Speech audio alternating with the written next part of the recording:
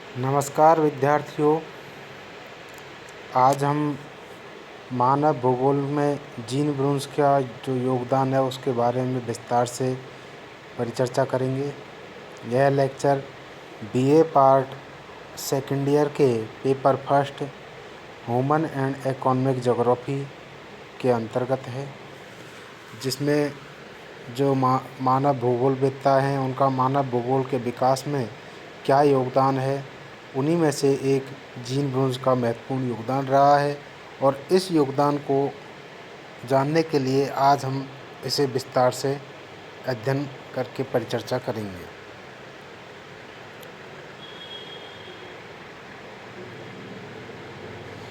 Gene ब्रूंस प्रसिद्ध मानव भूगोलवेत्ता है जो कि विश्व में फ्रांसीसी विचारधारा से संबंधित है। ये संभववाद के प्रबल प्रवर्तक रहे हैं। जीन ब्रूंस है वो फ्रांस के रहने वाले हैं और इन्होंने जो अपनी विचारधारा दी है वो संभववाद से संबंधित है और इन्होंने मानव भूगोल का विकास महत्वपूर्ण रूप से किया है।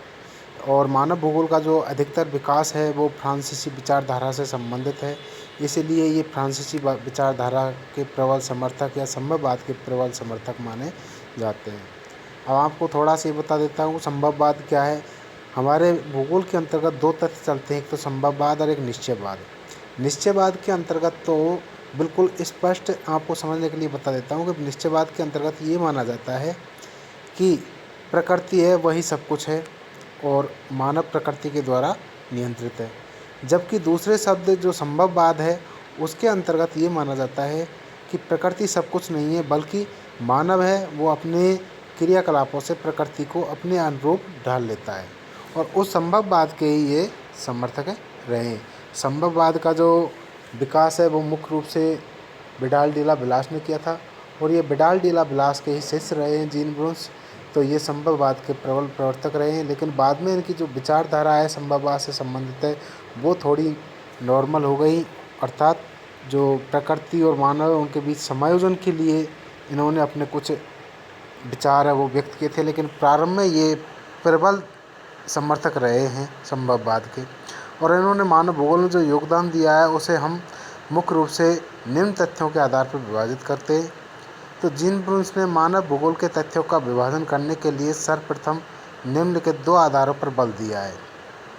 पहला है सभ्यता के विकास का आधार, दूसरा है सांस्कृतिक तथ्यों के आधार। तो जीन ब्रूंस ने इन दो तथ्यों के आधार पर ही मानव भूगोल के जो आवश्यक तथ्य हैं उनको विभाजित कर मानव भूगोल का विकास करने का प्रयास किया है। तो सभ्यता के विकास के आधार पर इन्होंने जो तथ्य बताए हैं उन्हें हम देख लेते हैं। सभ्यता के विकास के आधार। सभ्यता के विकास के विभिन्न तथ्यों को जीन ब्रूंस ने उप विभागों में वर्गीकृत किया है, जिनमें पहला है प्रमुख आवश्यकताएं, दूसरा है भूमि का शोषण, तीसरा है सामाजिक भूगोल और चौथा है राजनीतिक एवं ऐतिहासिक भूगोल। तो सभ्यता के विकास, किसी भी सभ्यता का जो विकास होता है वो इन तथ्यों के आधार पर होता है कि सबसे पहले आवश्यकता होती है, जो प्रमुख आवश्यकता है उन्हीं के आधार पर कोई वातावरण है, चाहे सांस्कृतिक वातावरण है, वो डेवलप होता है। और इस सांस्कृतिक वातावरण डेवलप करने के लिए हमें भूमि का आवश्यकता होती है मुख्य रूप से, और भूमि का उसमें शोषण होता है। फिर वहाँ पर जो समाज होता है या संस्कृति होती है उसका जो विश्लेषण है वो सामाजिक भूगोल के अंतर्गत है, और राजनीतिक एवं ऐतिहासिक भूगोल है उनका भी अपना महत्व है। तो इस तरीक़ा से सभ्यता के विकास के आधार जीन ब्रूंस ने चार भागों में विभाजित किया है। प्रमुख आवश्यकताएं, भूमि का शोषण, सामाजिक भूगोल, राजनीतिक एवं ऐतिहासिक भूगोल। नेक्स्ट है सांस्कृतिक तथ्यों के आधार पर। तो मानव भूगोल को सांस्कृतिक तथ्यों के आधार पर जीन ब्रूंस ने जो वर्गीकरण किया है उनमें है, इस आधार पर जीन ब्रूंस ने इनको तीन प्रमुख छोटे उप विभागों में विभाजित किया है। नंबर 1 भूमि का अनुत्पादक उपयोग, नंबर 2 पशु एवं वनस्पति जगत पर मानव की विजय, और नंबर 3 मनुष्य के विध्वंसात्मक कार्य। तो जो सांस्कृतिक विकास या सांस्कृतिक तथ्य विकसित होते हैं उन्हें 3 भागों में विभाजित किया है। नंबर 1 भूमिका अनुत्पादक उपयोग कि भूमिका उत्पादन नहीं हो रहा है फिर भी कई गैर उत्पादक क्षेत्रों में उसका उपयोग किया जाता है। जैसे कृषि तो उत्पादक क्षेत्र हो गया, लेकिन अनुत्पादक क्षेत्रों के अंतर्गत जैसे अधिवास बनाना, सड़क निर्माण है या और कोई भी ऐसा जिससे कोई उत्पादन नहीं हो रहा है, तो वो भूमि का अनुत्पादक उपयोग हो गया है। पशु एवं वनस्पति जगत पर मानव की विजय। तो सांस्कृतिक तथ्यों के आधार पर ही जीन ब्रूस ने बताया कि पशु एवं वनस्पति जगत पर मानव के विजय प्राप्त कर लिया, अर्थात पशु और वनस्पति को मानव के अनुरूप ही विकसित किया जा सकता है। जैसे पशुओं को मानव अपने अनुरूप है जो उपयोग में ले सकता है, जैसे हल जुताई करता है तो बैलों का अपने अनुसार उपयोग करता है, दूध निकालता है तो पहले जो जंगली जानवर थे इन्हीं में से पालतू पशु बना लिए। तो इस तरीक़ा से उन्होंने संभववाद का प्रबल समर्थन देते हुए बताया है कि पशु एवं वनस्पति जगत पर मानव ने विजय प्राप्त कर ली है। मनुष्य के विध्वंसात्मक कार्य।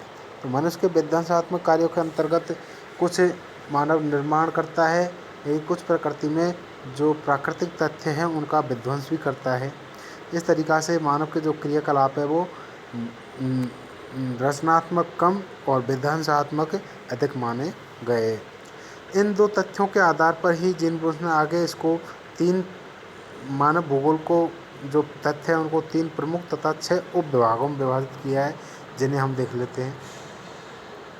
पहला प्रमुख तथ्य है भूमि का अनुत्पादक उपयोग।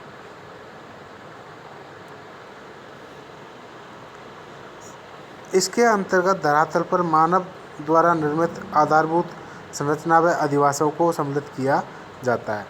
पहले यही मैंने विश्लेषित किया है कि अनुत्पादक उपयोग के अंतर्गत ऐसा उपयोग जिसमें कोई उत्पादन नहीं हो या वृद्धि नहीं कर सके। जैसे उदाहरण के तौर पर आपको बता दें तो भूमि का उत्पादक उपयोग है वो तो है जैसे कृषि करना, कृषि से उत्पादन होता है, फसल है उत्पादित करना है, या वनस्पति है या वन रोपण करना है, वृक्षारोपण करना है, ये सब इसके अंतर्गत आ जाते हैं उत्पादक के अंतर्गत। लेकिन अनुत्पादक के अंतर्गत जब भूमि का हम उपयोग इस तरीक़ा से करें कि वहाँ पर यदि अधिवास बना दें या आधारभूत जो संरचना है वो निर्मित करते हैं तो इन्हें भूमि का अनुत्पादक उपयोग कहेंगे।